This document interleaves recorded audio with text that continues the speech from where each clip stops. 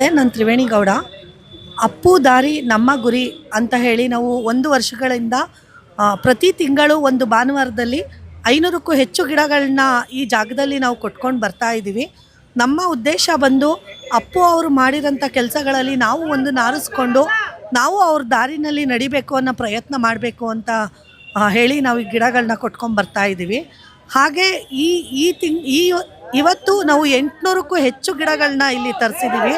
ಅಪ್ಪು ಅವರ ಹುಟ್ಟುಹಬ್ಬ ಇರೋದ್ರಿಂದ ನಾವು ಕೊಡ್ತಾ ಇರೋದು ಬಂದು ಎಲ್ಲನೂ ಕೂಡ ಔಷಧಿ ಗುಣಗಳುಳ್ಳ ಗಿಡಗಳನ್ನ ಕೊಟ್ಕೊಂಡ್ಬಂದಿದ್ದೀವಿ.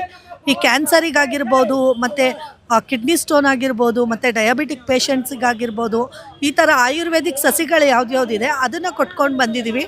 ಹಾಗೆ ಇಲ್ಲಿಂದ ಊರುಗಳಿಗೆ ತೊಗೊಂಡೋಗಿ ನೆಡೋಂಥವ್ರಿಗೆ ಕೂಡ ನಾವು ತುಂಬ ರಾಮಫಲ, ಲಕ್ಷ್ಮಣ ಫಲ, ಮತ್ತು ಸೀತಾಫಲ ಹಣ್ಣು, ಮತ್ತು ಸೀಬೆಹಣ್ಣು, ಸಪೋಟ ಮರ, ಈ ಥರ ತುಂಬ ಮರಗಳಾಗಂಥ ಗಿಡಗಳನ್ನು ಕೂಡ ನಾವು ಕೊಟ್ಕೊಂಡು ಬಂದಿದ್ದೀವಿ.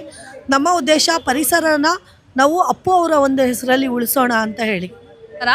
ಪ್ರಕೃತಿ ಸಂಧ್ಯಾ ಅಂತ ಹೇಳಿ ಅಪ್ಪು ದಾರಿ ನಮ್ಮ ಗುರಿ ಅಂತ ಹೇಳಿ ನಾವು 1 ವರ್ಷದಿಂದ ಈ ಕಾರ್ಯಕ್ರಮ ನಡೆಸ್ಕೊತಾ ಬರ್ತಾ ಇದ್ದೀವಿ.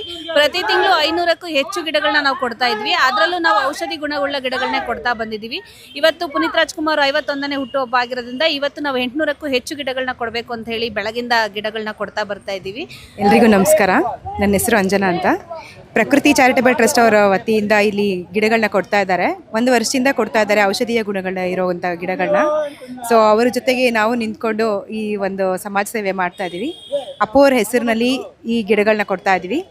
ಅಪ್ಪು ಅವ್ರು ಇರೋವರೆಗೂ ಹಸಿರಿರುತ್ತೆ, ಹಸಿರು ಇರೋವರೆಗೂ ಅಪ್ಪು ಇರ್ತಾರೆ, ಅಪ್ಪು ಇರೋವರೆಗೂ ಉಸಿರಿರುತ್ತೆ, ಉಸಿರಿರೋವರೆಗೂ ಅಪ್ಪು ಇರ್ತಾರೆ. ಹಾಗಾಗಿ ಅಪ್ಪು ನೆನಪಿಗಾಗಿ ಇದನ್ನು ಮಾಡ್ತಾ ಇದ್ದೀವಿ. ಎಲ್ಲರೂ ಗಿಡ ತೊಗೊಂಡೋಗಿ ಗಿಡ ಬೆಳೆಸಿ ಅಂತ ಕೇಳ್ಕೊತೀನಿ. Thank you. ಪ್ರಕೃತಿಯೊಂದಿಗೆ ಬದುಕು ಅನ್ನೋ ಒಂದು ಟ್ರಸ್ಟ್ ಮಾಡಿ 1 ವರ್ಷಗಳಿಂದ ಇಲ್ಲಿ ಪ್ರತಿ ತಿಂಗಳು ಭಾನುವಾರ 500ಕ್ಕೂ ಹೆಚ್ಚು ಔಷಧಿ ಉಳ್ಳ ಗಿಡಗಳನ್ನ ಕೊಡ್ತಾ ಬಂದಿದ್ದೀವಿ. ಇವತ್ತು ನಮ್ಮ ಪುನೀತ್ ರಾಜ್ಕುಮಾರ್ ಬರ್ತಡೇ ಇರೋದ್ರಿಂದ 800ಕ್ಕೂ ಹೆಚ್ಚು ಗಿಡಗಳನ್ನ ಕೊಡ್ತಾಯಿದ್ದೀವಿ. ಪ್ರತಿ ತಿಂಗಳು ಎಲ್ಲರೂ ಖುಷಿಯಿಂದ ಗಿಡಗಳನ್ನ ತಗೊಂಡೋಗ್ತಾರೆ. ಅಪ್ಪು ಸಾರ್ ಅಂತ ಅವರು ಮನೆ ಮನೆಗೂ ಹುಟ್ಟಿ ಬರಲಿ ಅಂತ ನಮ್ಮ ಆಸೆ ಇದೆ. ಪ್ರಕೃತಿ ಎಲ್ಲಿವರೆಗೂ ಇರುತ್ತೆ ಅಲ್ಲಿವರೆಗೂ ನಮ್ಮ ಅಪ್ಪು ಸಾರು ಇದ್ದೇ ಇರ್ತಾರೆ. ಪ್ರತಿಯೊಬ್ಬರು ಮನಸ್ಸಲ್ಲೂ ಇದ್ದಾರೆ, ಮನದಲ್ಲೂ ಇದ್ದಾರೆ. ಇಡೀ ನಮ್ಮ ಕರ್ನಾಟಕದಲ್ಲಿ, ದೇಶದಲ್ಲೇ ಇದ್ದಾರೆ. ಅಪ್ಪು ಸಾರ್ ಅಂತವರು ಒಂದೊಂದು ಮಕ್ಕಳು ಒಂದೊಂದು ಮನೆಗಿದ್ದರೆ ನಿಜವಾಗ್ಲೂ ನಮ್ಮ ದೇಶಕ್ಕೆ ಒಂದು ಬಡತನವೂ ಇರಲ್ಲ, ಪ್ರೀತಿಗೂ ಕಮ್ಮಿ ಆಗೋದಿಲ್ಲ. ಅವ್ರು ಯಾವತ್ತೂ ಬಲಗೈಲಿ ಮಾಡಿರೋದನ್ನ ಎಡಗೈಲಿ ತೋರಿಸ್ಕೊಂಡಿಲ್ಲ. ಹಿನ್ನೆಲೆ ಯಾರಿಗೂ ಅವ್ರ ಹಿನ್ನೆಲೆನೇ ಗೊತ್ತಿಲ್ಲ. ಆ ಥರ ಎಲ್ಲ ಸಮಾಜ ಸೇವೆಗಳನ್ನ ಮಾಡ್ಕೊಂಡು ಬಂದಂಥವ್ರು.